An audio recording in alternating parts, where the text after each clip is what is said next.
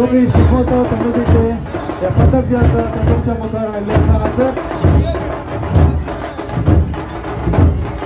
तसेच लोकांकडे विनंती असा रस्ते अर्पण योजनेची माझ्या साईडी घेऊ